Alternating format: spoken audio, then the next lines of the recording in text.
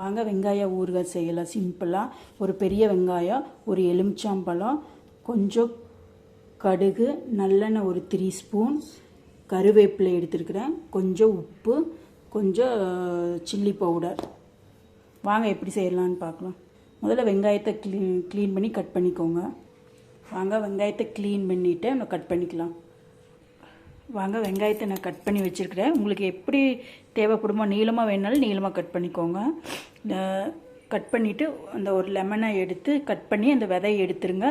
லெமனை புழிஞ்சிருங்க, ஒரு லெமனை அப்படியே புழிஞ்சிருங்க.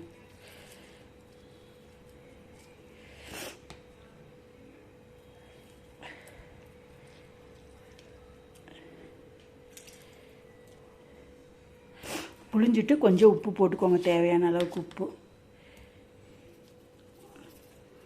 உப்பு, கொஞ்சம் சில்லி பவுடர். உங்களுக்கு நெம்ப வேணாலும் நெம்ப போட்டுக்கலாம், அளவாக போட்டுக்கோங்க, ஒரு 1/2 ஸ்பூன் போட்டுக்கோங்க. போட்டு ஃபுல்லாக கலரி விட்டுருங்க.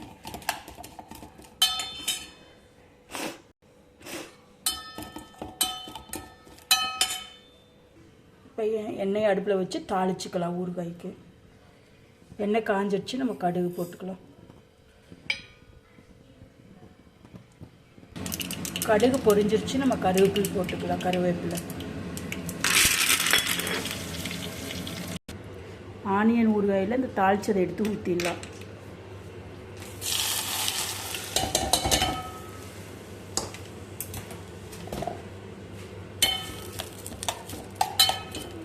அவ்வளோதான்.